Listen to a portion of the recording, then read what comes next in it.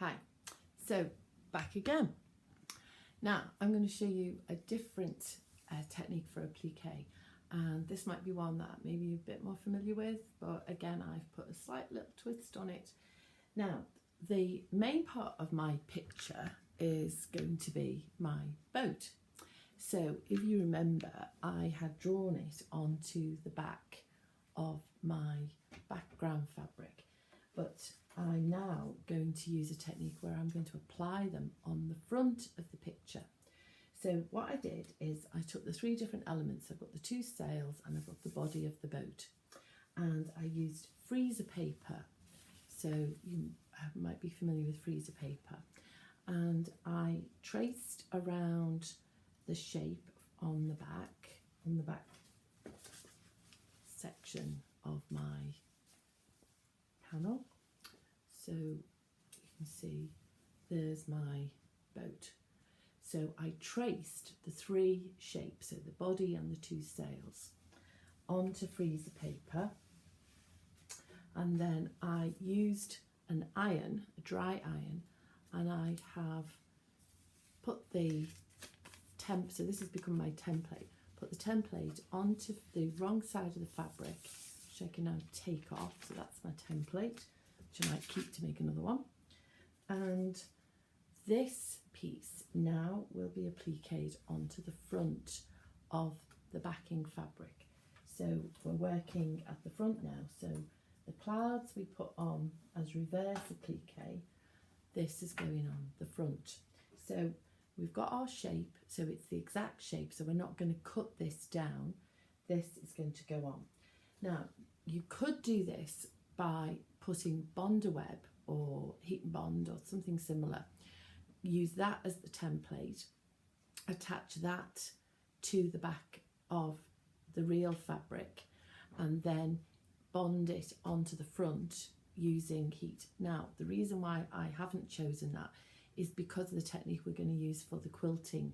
I didn't want it to be too stiff. So I've just got a single layer of fabric. I've taken away the freezer paper, and now I'm free to position where my boat is going to go. So because this is a picture, it's not like I'm having to match it up with the back. I can just place it wherever I think will work. So I've got my two sails, they're cut in the same way. I thought this was a bit of fun. I found this pink fabric with skull and crossbones on, so I thought we'd make it a bit of a pirate boat, although it's quite nice. So when I've decided where the positions are going to be, I think that looks okay. I've got my clouds up there. Some of you might have noticed that the pattern is now reversed because we've turned over the other way, so the boat is now facing that way. If I understood, it would be port or starboard, but I have no idea. So I've got, this is a sew line glue stick, fabric glue.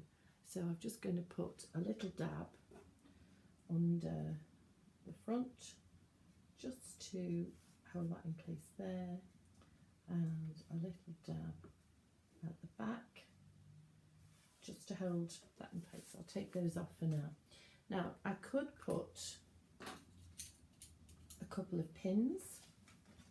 I might just do that anyway. Put a couple of pins just to hold this in place, because I haven't got the excess like I had for the clouds. It has to be more precise now. So what I will do is follow the same technique as I did for the clouds. I'm going to sew around the outside. Now this time I'm going to go over the edge, so I can use a zigzag stitch. If you've got embroidery stitches, you can use embroidery stitches. You can use whatever, satin stitch works quite well as well, and go all the way around. So there's nothing to cut off this technique. This is it, that's the exact piece. But then what I can do is, when it's all in place, is go through the back and take off the background layer. So I'll get on with that. Okay, see you later.